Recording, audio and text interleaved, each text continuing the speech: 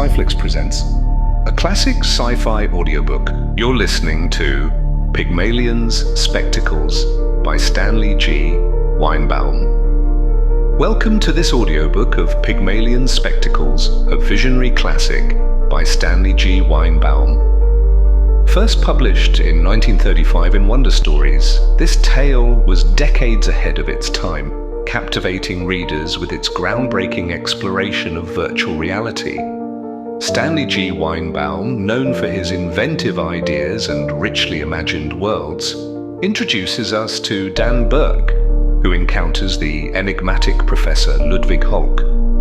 Holck's invention, a pair of magical goggles called Pygmalion Spectacles, transports its wearer into a fully immersive world, a place where all senses come alive and the lines between illusion and reality blur.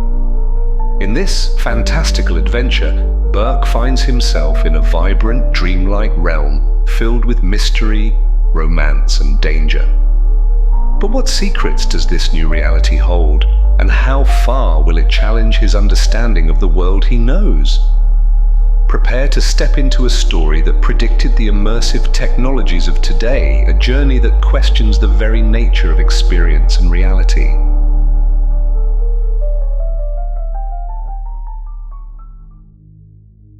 "But what is reality?" asked the gnome-like man. He gestured at the tall banks of buildings that loomed around Central Park, with their countless windows glowing like the cave fires of a city of Cro-Magnon people. "All is dream, all is illusion. I am your vision as you are mine." Dan Burke, struggling for clarity of thought through the fumes of liquor, stared without comprehension at the tiny figure of his companion. He began to regret the impulse that had driven him to leave the party to seek fresh air in the park, and to fall by chance into the company of this diminutive old madman. But he had needed escape. This was one party too many, and not even the presence of Claire with her trim ankles could hold him there. He felt an angry desire to go home, not to his hotel, but home to Chicago and to the comparative peace of the Board of Trade. But he was leaving tomorrow anyway. "You drink," said the elfin bearded face, "to make real a dream. Is it not so? Either to dream that what you seek is yours, or else to dream that what you hate is conquered. You drink to escape reality, and the irony is that even reality is a dream." "Cracked," thought Dan again. "Or so," concluded the other, "says the philosopher Berkeley." "Berkeley," echoed Dan. His head was clearing. Memories of a sophomore course in elementary philosophy drifted back. "Bishop Berkeley, eh? You know him then? The philosopher of idealism, no? The one who argues that we do not see, feel, hear, taste the object, but that we have only the sensation of seeing, feeling, hearing, tasting. I sort of recall it. Ha! But sensations are mental phenomena. They exist in our minds. How then do we know that the objects themselves do not exist only in our minds?" He waved again at the light-flecked buildings. "You do not see that wall of masonry. You perceive only a sensation, a feeling of sight. The rest you interpret." "You see the same thing," retorted Dan. "How do you know I do? Even if you knew that what I call red would not be green, could you see through my eyes? Even if you knew that, how do you know that I too am not a dream of yours?" Dan laughed. "Of course nobody knows anything. You just get what information you can through the windows of your five senses, and then make your guesses. When they're wrong, you pay the penalty." His mind was clear now, save for a mild headache. "Listen," he said suddenly. "You can argue a reality away to an illusion. That's easy. But if your friend Berkeley is right, why can't you take a dream and make it real? If it works one way, it must work the other." The beard waggled. Elf-bright eyes glittered queerly at him. "All artists do that," said the old man softly. Dan felt that something more quivered on the verge of utterance.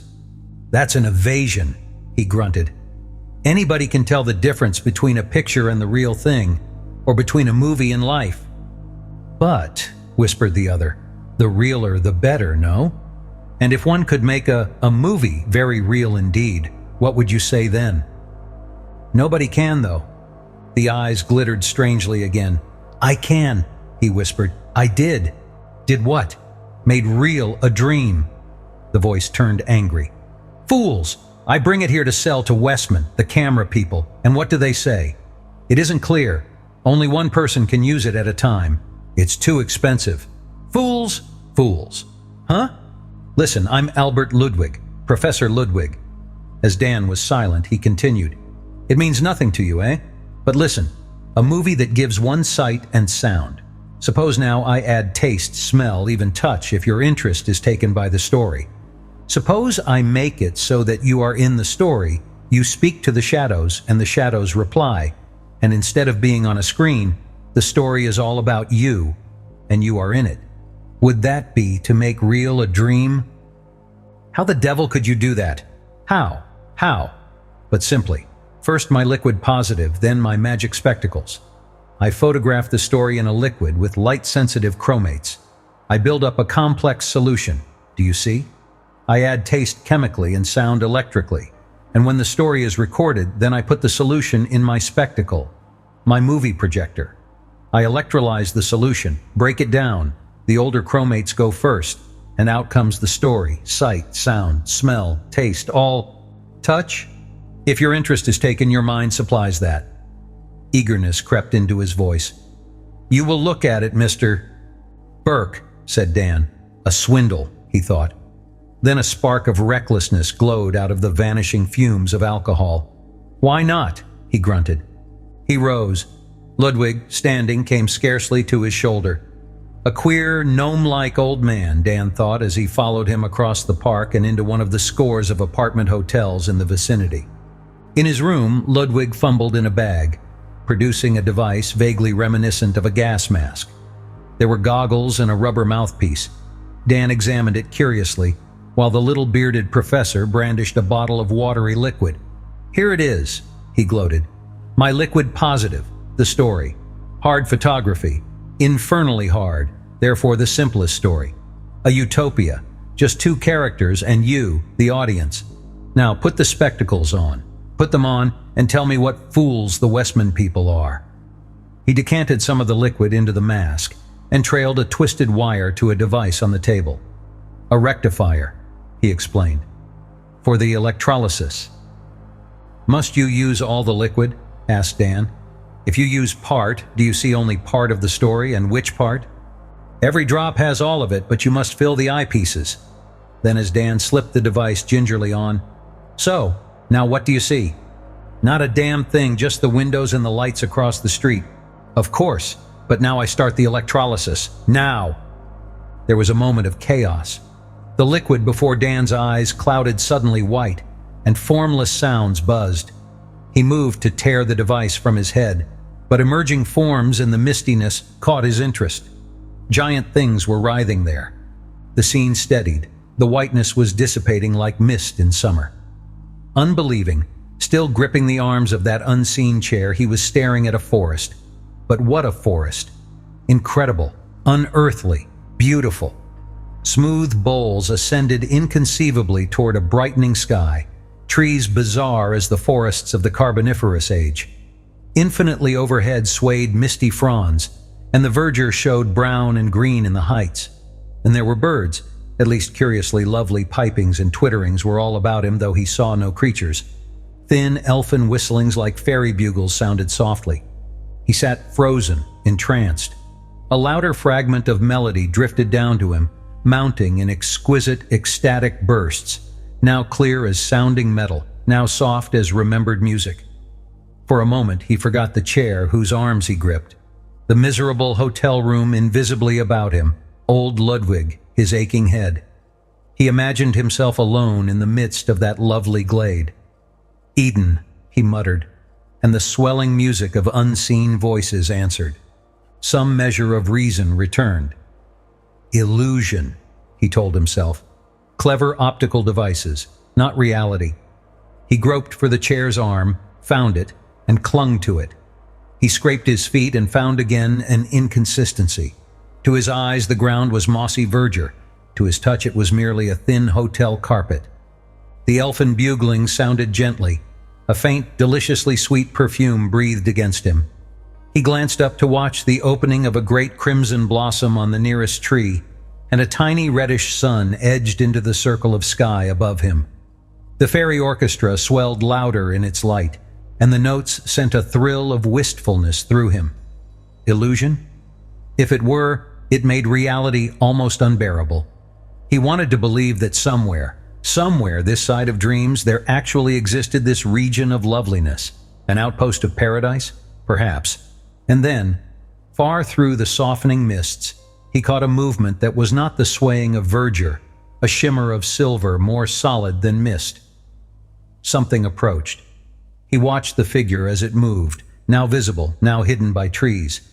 Very soon he perceived that it was human, but it was almost upon him before he realized that it was a girl.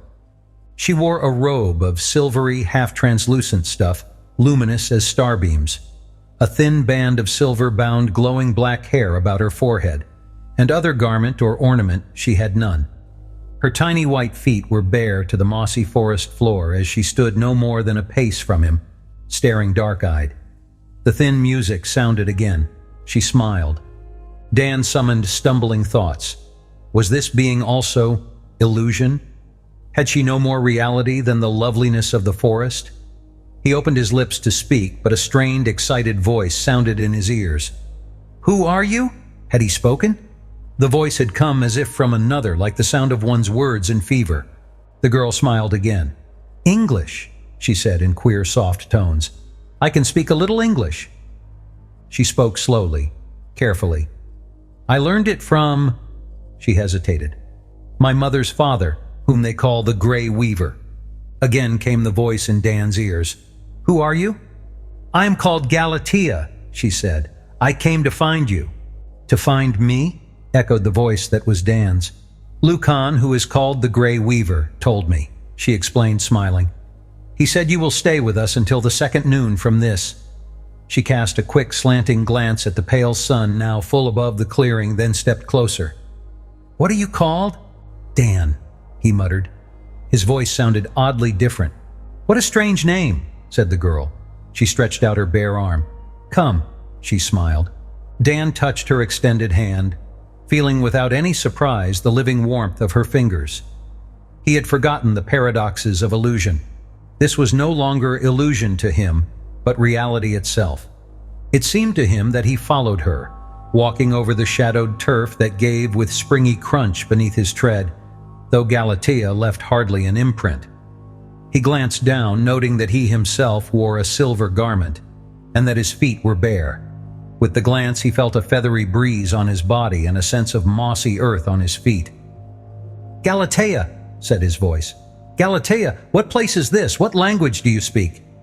She glanced back, laughing. "Why, this is Paracosma, of course, and this is our language." "Paracosma," muttered Dan.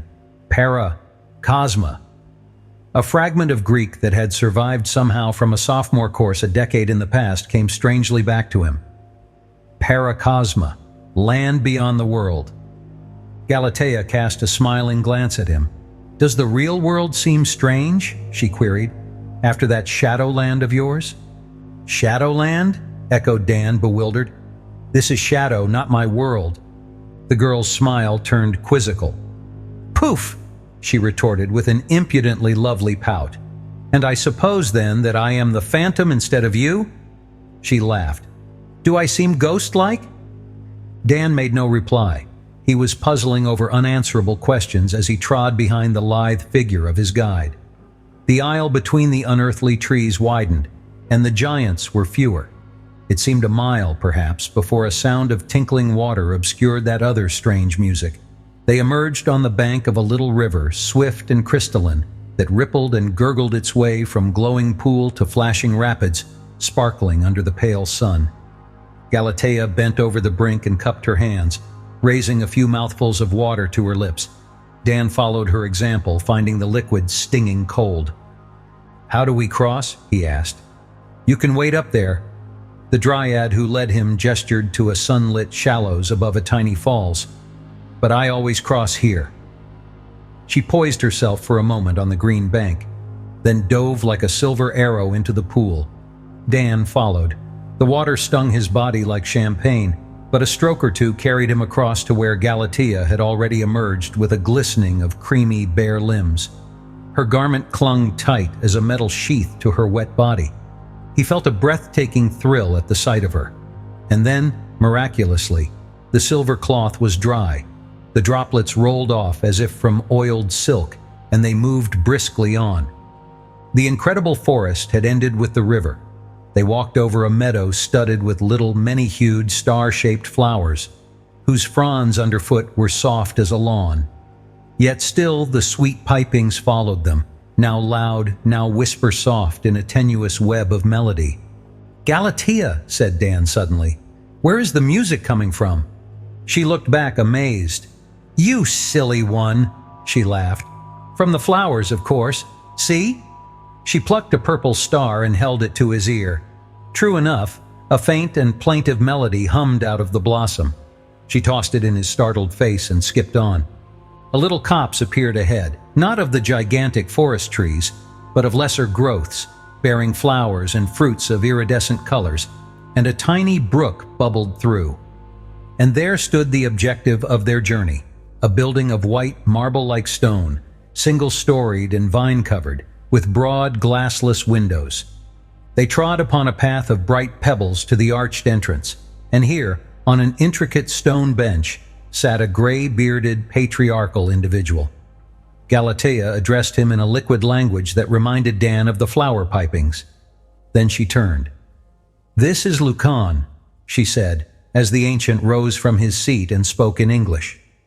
"We are happy, Galatea and I, to welcome you, since visitors are a rare pleasure here, and those from your shadowy country most rare."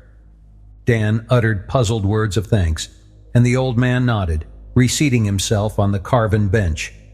Galatea skipped through the arched entrance, and Dan, after an irresolute moment, dropped to the remaining bench. Once more his thoughts were whirling in perplexed turbulence. Was all this indeed but illusion? Was he sitting, in actuality, in a prosaic hotel room, peering through magic spectacles that pictured this world about him? Or was he transported by some miracle, really sitting here in this land of loveliness? He touched the bench.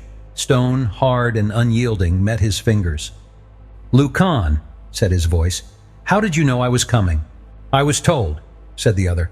"By whom?" "By no one." "Why, someone must have told you." The Grey Weaver shook his solemn head. "I was just told." Dan ceased his questioning, content for the moment to drink in the beauty about him, and then Galatea returned, bearing a crystal bowl of the strange fruits. They were piled in colorful disorder, red, purple, orange, and yellow, pear-shaped, egg-shaped, and clustered spheroids. Fantastic, unearthly. He selected a pale, transparent ovoid, bit into it, and was deluged by a flood of sweet liquid to the amusement of the girl. She laughed and chose a similar morsel, biting a tiny puncture in the end. She squeezed the contents into her mouth. Dan took a different sort, purple and tart as Rhenish wine, and then another, filled with edible almond-like seeds. Galatea laughed delightedly at his surprises, and even Lucan smiled a gray smile. Finally, Dan tossed the last husk into the brook beside them, where it danced briskly toward the river. "Galatea," he said, "do you ever go to a city? What cities are in Paracosma?" "Cities? What are cities?" "Places where many people live close together." "Oh," said the girl, frowning. "No, there are no cities here." "Then where are the people of Paracosma? You must have neighbors." The girl looked puzzled. "A man and a woman live off there," she said, gesturing toward a distant blue range of hills dim on the horizon. "Far away over there. I went there once, but Lucan and I prefer the valley." "But Galatea," protested Dan. "Are you and Lucan alone in this valley? What happened to your parents, your father and mother?" "They went away, that way, toward the sunrise. They'll return someday." "And if they don't? Why, foolish one, what could hinder them?" "Wild beasts," said Dan. "Poisonous insects, disease, flood, storm, lawless people, death." "I never heard those words," said Galatea. "There are no such things here." She sniffed contemptuously. "Lawless people. Not death? What is death?" "It's—" Dan paused helplessly. It's like falling asleep and never waking. It's what happens to everyone at the end of life."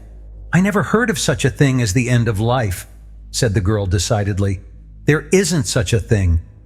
"What happens then?" queried Dan desperately. "When one grows old?" "Nothing, silly. No one grows old unless he wants to, like Lucan. A person grows to the age he likes best and then stops. It's a law."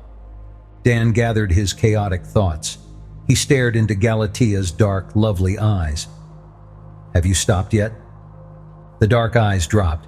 He was amazed to see a deep, embarrassed flush spread over her cheeks.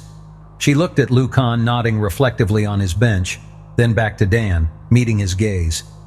"Not yet," he said. "And when will you, Galatea?"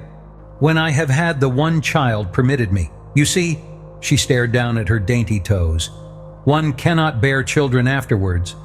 "Permitted? Permitted by whom?" "By a law." "Laws? Is everything here governed by laws? What of chance and accidents?" "What are those chance and accidents?" "Things unexpected, things unforeseen." "Nothing is unforeseen," said Galatea, still soberly. She repeated slowly, "Nothing is unforeseen." He fancied her voice was wistful. Lucan looked up. "Enough of this," he said abruptly. He turned to Dan. "I know these words of yours, chance, disease, death. They are not for Paracosma. Keep them in your unreal country." "Where did you hear them, then?" "From Galatea's mother," said the Grey Weaver, "who had them from your predecessor, a phantom who visited here before Galatea was born." Dan had a vision of Ludwig's face. "What was he like?" "Much like you." "But his name?" The old man's mouth was suddenly grim. "We do not speak of him," he said, and rose, entering the dwelling in cold silence. "He goes to weave," said Galatea after a moment. Her lovely, piquant face was still troubled. "What does he weave?" "This." She fingered the silver cloth of her gown. "He weaves it out of metal bars on a very clever machine. I do not know the method." "Who made the machine?" "It was here." "But Galatea, who built the house? Who planted these fruit trees?" "They were here. The house and trees were always here." She lifted her eyes. "I told you everything had been foreseen, from the beginning until eternity. Everything. The house and trees and machine were ready for Lucan and my parents and me. There is a place for my child, who will be a girl, and a place for her child, and so on forever." Dan thought a moment. "Were you born here?" "I don't know." He noted in sudden concern that her eyes were glistening with tears. "Galatea, dear, why are you unhappy? What's wrong?" "Why, nothing." She shook her black curls, smiled suddenly at him. "What could be wrong? How can one be unhappy in Paracosma?" She sprang erect and seized his hand. "Come, let's gather fruit for tomorrow." She darted off in a whirl of flashing silver, and Dan followed her around the wing of the edifice. Graceful as a dancer, she leaped for a branch above her head, caught it laughingly, and tossed a great golden globe to him. She loaded his arms with the bright prizes and sent him back to the bench, and when he returned, she piled it so full of fruit that a deluge of colorful spheres dropped around him. She laughed again and sent them spinning into the brook with thrusts of her rosy toes, while Dan watched her with an aching wistfulness. Then suddenly she was facing him. For a long, tense instant they stood motionless, eyes upon eyes, and then she turned away and walked slowly around to the arched portal. He followed her with his burden of fruit. His mind was once more in a turmoil of doubt and perplexity. The little sun was losing itself behind the trees of that colossal forest to the west, and a coolness stirred among long shadows. The brook was purple-hued in the dusk, but its cheery notes mingled still with the flower music. Then the sun was hidden. The shadow fingers darkened the meadow. Of a sudden, the flowers were still, and the brook gurgled alone in a world of silence. In silence, too, Dan entered the doorway. The chamber within was a spacious one, floored with large black and white squares. Exquisite benches of carved marble were here and there. Old Lucan, in a far corner, bent over an intricate, glistening mechanism, and as Dan entered, he drew a shining length of silver cloth from it, folded it, and placed it carefully aside. There was a curious, unearthly fact that Dan noted. Despite windows open to the evening, No night insects circled the globes that glowed at intervals from niches in the walls. Galatea stood in a doorway to his left, leaning half wearily against the frame. He placed the bowl of fruit on a bench at the entrance and moved to her side. "This is yours," she said, indicating the room beyond. He looked in upon a pleasant, smaller chamber. A window framed a starry square, and a thin, swift, nearly silent stream of water gushed from the mouth of a carved human head on the left wall, curving into a 6-foot basin sunk in the floor. Another of the graceful benches covered with the silver cloth completed the furnishings. A single glowing sphere, pendant by a chain from the ceiling, illuminated the room. Dan turned to the girl, whose eyes were still unwontedly serious. "This is ideal," he said. "But Galatea, how am I to turn out the light?" "Turn it out?" she said. "You must cap it, so." A faint smile showed again on her lips as she dropped a metal covering over the shining sphere. They stood tense in the darkness. Dan sensed her nearness achingly, and then the light was on once more. She moved toward the door and there paused, taking his hand. "Dear Shadow," she said softly, "I hope your dreams are music." She was gone. Dan stood irresolute in his chamber.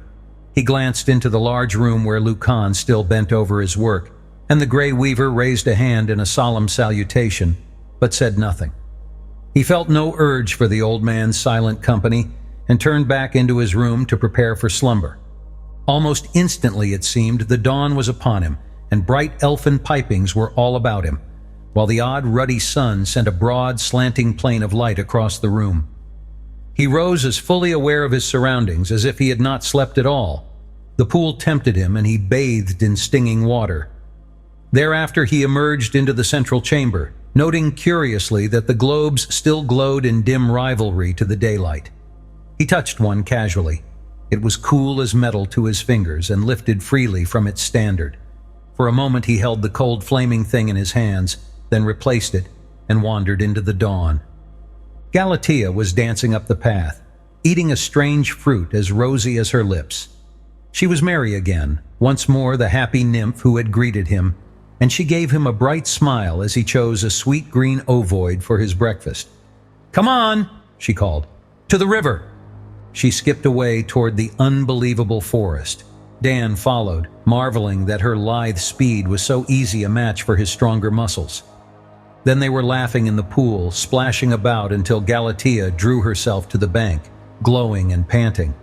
He followed her as she lay relaxed. Strangely, he was neither tired nor breathless, with no sense of exertion. A question recurred to him, as yet unasked. "Galatea," said his voice, "whom will you take as mate?" Her eyes went serious. "I don't know," she said. "At the proper time he will come. That is a law." "And will you be happy?" "Of course." She seemed troubled. "Isn't everyone happy?" "Not where I live, Galatea." "Then that must be a strange place, that ghostly world of yours, a rather terrible place." "It is, often enough," Dan agreed. "I wish—" He paused. What did he wish? Was he not talking to an illusion, a dream, an apparition? He looked at the girl, at her glistening black hair, her eyes, her soft white skin, and then, for a tragic moment, he tried to feel the arms of that drab hotel chair beneath his hands, and failed. He smiled. He reached out his fingers to touch her bare arm, and for an instant she looked back at him with startled, sober eyes and sprang to her feet. "Come on, I want to show you my country." She set off down the stream, and Dan rose reluctantly to follow. What a day that was! They traced the little river from still pool to singing rapids, and ever about them were the strange twitterings and pipings that were the voices of the flowers. Every turn brought a new vista of beauty. Every moment brought a new sense of delight. They talked or were silent. When they were thirsty, the cool river was at hand. When they were hungry, fruit offered itself. When they were tired, there was always a deep pool and a mossy bank. And when they were rested, a new beauty beckoned. The incredible trees towered in numberless forms of fantasy. But on their own side of the river was still the flower-starred meadow. Galatea twisted him a bright blossomed garland for his head, and thereafter he moved always with a sweet singing about him. But little by little the red sun slanted toward the forest, and the hours dripped away. It was Dan who pointed it out, and reluctantly they turned homeward. As they returned, Galatea sang a strange song, plaintive and sweet as the medley of river and flower music. And again, her eyes were sad. "What song is that?" he asked. "It is a song sung by another Galatea," she answered, "who is my mother." She laid her hand on his arm. "I will make it into English for you." She sang, "The river lies in flower and fern. In flower and fern it breathes a song. It breathes a song of your return in years too long. In years too long its murmurs bring their vain replies. Their vain replies the flowers sing, the river lies." Her voice quavered on the final notes. There was silence save for the tinkle of water and the flower bugles. Dan said, "Galatea," and paused. The girl was again somber-eyed, tearful. He said huskily, "That's a sad song, Galatea. Why was your mother sad? You said everyone was happy in Paracosma." "She broke a law," replied the girl tonelessly. "It is the inevitable way to sorrow." She faced him. "She fell in love with a phantom," Galatea said. "One of your shadowy race who came and stayed and then had to go back. So when her appointed lover came, it was too late. Do you understand? But she yielded finally to the law and is forever unhappy and goes wandering from place to place about the world." She paused. "I shall never break a law," she said defiantly. Dan took her hand. "I would not have you unhappy, Galatea. I want you always happy." She shook her head. "I am happy," she said, and smiled a tender, wistful smile. They were silent a long time as they trudged the way homeward. The shadows of the forest giants reached out across the river as the sun slipped behind them. For a distance they walked hand in hand, but as they reached the path of pebbly brightness near the house, Galatea drew away and sped swiftly before him. Dan followed as quickly as he might. When he arrived, Lucan sat on his bench by the portal, and Galatea had paused on the threshold. She watched his approach with eyes in which he again fancied the glint of tears. "I am very tired," she said, and slipped within. Dan moved to follow, but the old man raised a staying hand. "Friend from the shadows," he said, "will you hear me a moment?" Dan paused, acquiesced, and dropped to the opposite bench. He felt a sense of foreboding. Nothing pleasant awaited him. "There is something to be said," Lucan continued, "and I say it without desire to pain you, if phantoms feel pain. It is this: Galatea loves you, though I think she has not yet realized it." "I love her too," said Dan. The Grey Weaver stared at him. "I do not understand. Substance indeed may love shadow, but how can shadow love substance?" "I love her," insisted Dan. "Then woe to both of you, for this is impossible in Paracosma. It is a confliction with the laws. Galatea's mate is appointed, perhaps even now approaching." "Laws, laws," muttered Dan. "Whose laws are they? Not Galatea's nor mine." "But they are," said the Grey Weaver. "It is not for you nor for me to criticize them, though I yet wonder what power could annul them to permit your presence here. I had no voice in your laws." The old man peered at him in the dusk. "Has anyone anywhere a voice in the laws?" he queried. "In my country we have," retorted Dan. "Madness," growled Lucan. "Man-made laws. Of what use are man-made laws with only man-made penalties, or none at all? If you shadows make a law that the wind shall blow only from the east, does the west wind obey it?" "We do pass such laws," acknowledged Dan bitterly. "They may be stupid, but they're no more unjust than yours." "Ours," said the Grey Weaver, "are the unalterable laws of the world, the laws of nature. Violation is always unhappiness. I have seen it. I have known it in another, in Galatea's mother, though Galatea is stronger than she." He paused. "Now," he continued, "I ask only for mercy. Your stay is short, and I ask that you do no more harm than is already done. Be merciful. Give her no more to regret." He rose and moved through the archway. When Dan followed a moment later, he was already removing a square of silver from his device in the corner. Dan turned silent and unhappy to his own chamber, where the jet of water tinkled faintly as a distant bell. Again he rose at the glow of dawn, and again Galatea was before him, meeting him at the door with her bowl of fruit. She deposited her burden, giving him a wan little smile of greeting, and stood facing him as if waiting. "Come with me, Galatea," he said. "Where?" "To the river bank, to talk." They trudged in silence to the brink of Galatea's pool. Dan noted a subtle difference in the world about him. Outlines were vague, the thin flower pipings less audible, and the very landscape was queerly unstable, shifting like smoke when he wasn't looking at it directly. And strangely, though he had brought the girl here to talk to her, he had now nothing to say, but sat in aching silence with his eyes on the loveliness of her face. Galatea pointed at the red ascending sun. "So short a time," she said. "Before you go back to your phantom world, I shall be sorry, very sorry."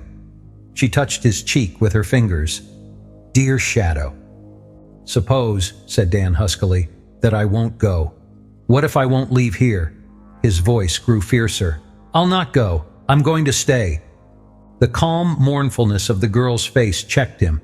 He felt the irony of struggling against the inevitable progress of a dream. She spoke. "Had I the making of the laws, you should stay. But you can't, dear one. You can't." Forgotten now were the words of the Grey Weaver. "I love you, Galatea," he said. "And I you," she whispered. "See, dearest Shadow, how I break the same law my mother broke, and am glad to face the sorrow it will bring." She placed her hand tenderly over his. "Lucan is very wise, and I am bound to obey him, but this is beyond his wisdom because he let himself grow old." She paused. "He let himself grow old," she repeated slowly. A strange light gleamed in her dark eyes as she turned suddenly to Dan. "Dear one," she said tensely, "that thing that happens to the old, that death of yours, what follows it?" "What follows death?" he echoed. "Who knows?" "But," her voice was quivering, "but one can't simply vanish. There must be an awakening." "Who knows?" said Dan again. "There are those who believe we wake to a happier world, but—" He shook his head hopelessly. "It must be true. Oh, it must be," Galatea cried. "There must be more for you than the mad world you speak of." She leaned very close. "Suppose, dear," she said, "that when my appointed lover arrives, I send him away. Suppose I bear no child, but let myself grow old, older than Lucan, old until death. Would I join you in your happier world?" "Galatea," he cried distractedly. "Oh, my dearest, what a terrible thought." "More terrible than you know," she whispered, still very close to him. "It is more than violation of a law. It is rebellion. Everything is planned. Everything was foreseen except this. And if I bear no child, her place will be left unfilled, and the places of her children and of their children, and so on until someday the whole great plan of Paracosma fails of whatever its destiny was to be." Her whisper grew very faint and fearful. "It is destruction, but I love you more than I fear. Death." Dan's arms were about her. "No, Galatea, no, promise me." She murmured, "I can promise and then break my promise." She drew his head down. Their lips touched, and he felt a fragrance and a taste like honey in her kiss. "At least," she breathed, "I can give you a name by which to love you. Philometros, measure of my love." "A name?" muttered Dan. A fantastic idea shot through his mind, a way of proving to himself that all this was reality, and not just a page that anyone could read who wore old Ludwig's magic spectacles. If Galatea would speak his name, perhaps, he thought daringly, perhaps then he could stay. He thrust her away. "Galatea!" he cried. "Do you remember my name?" She nodded silently, her unhappy eyes on his. "Then say it, dear." She stared at him dumbly, miserably, but made no sound. "Say it, Galatea!" he pleaded desperately. "My name, dear, just my name." Her mouth moved. She grew pale with effort, and Dan could have sworn that his name trembled on her quivering lips, though no sound came. At last she spoke. "I can't, dearest one.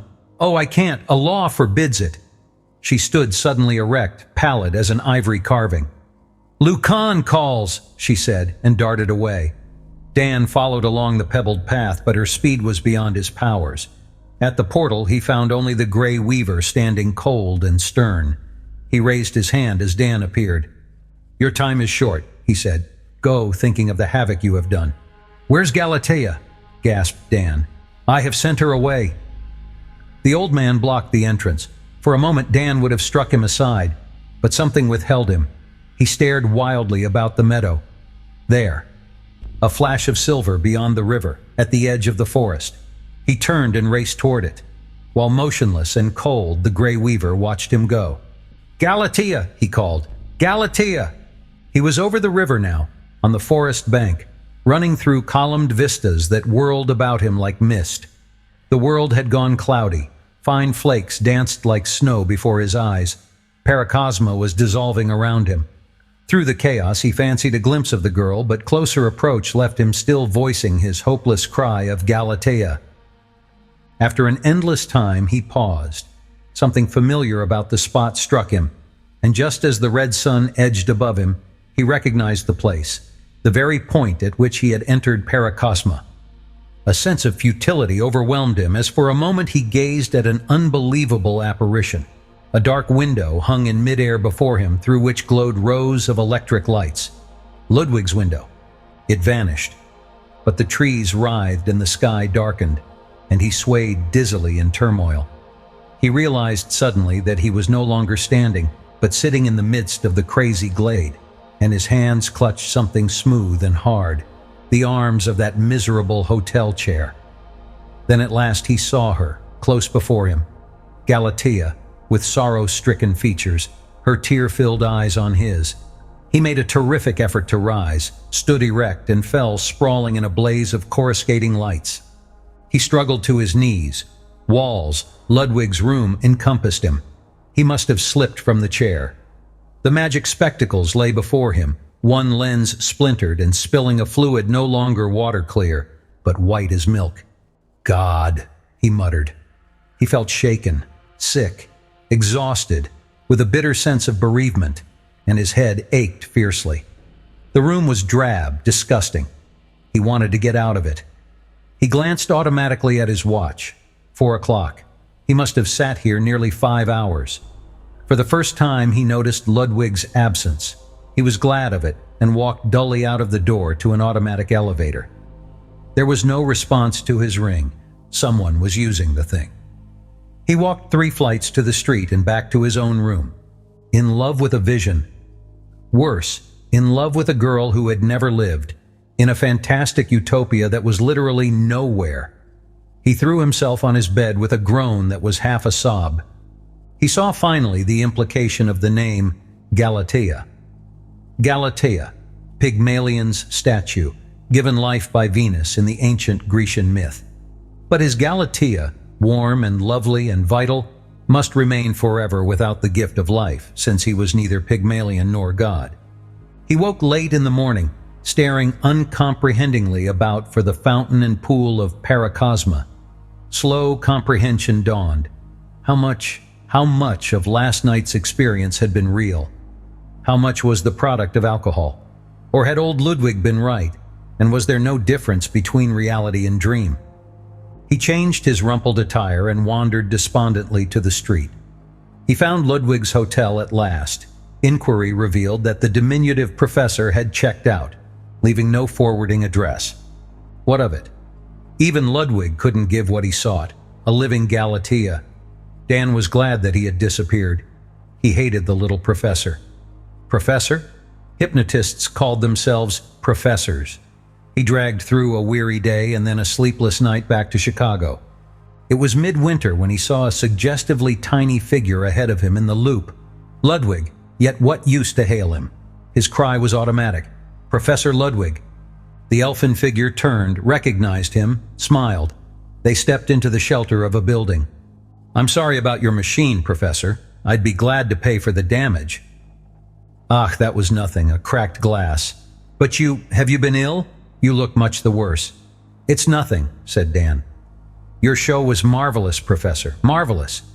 I'd have told you so, but you were gone when it ended." Ludwig shrugged. "I went to the lobby for a cigar. 5 hours with a wax dummy, you know." It was marvelous, repeated Dan. So real? Smiled the other.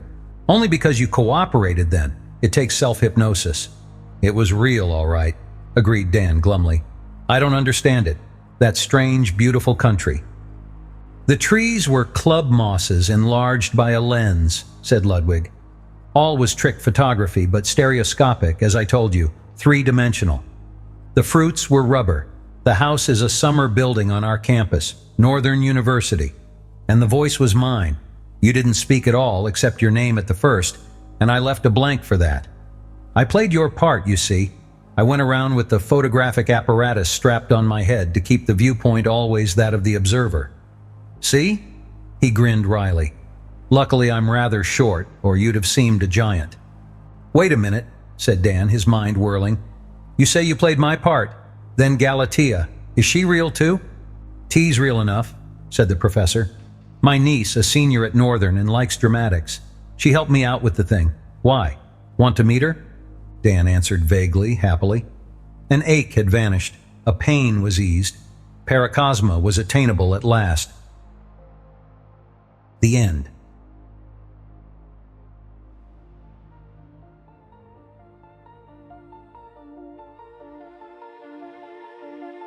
Thank you for listening to Pygmalion Spectacles by Stanley G. Weinbaum. We hope you enjoyed this journey into classic science fiction. If you'd like to explore more timeless stories, be sure to visit our channel, where you'll find a wide selection of audiobooks ranging from science fiction to adventure, non-fiction, documentary, and more. If you enjoyed this audiobook, don't forget to like the video, subscribe to the channel, and leave a comment letting us know which stories you'd like to hear next. Your engagement helps us continue to bring classic literature to life for listeners like you. Visit our channel page to discover more great audiobooks that may pique your interest. Thank you again for listening, and we look forward to having you with us on our next adventure.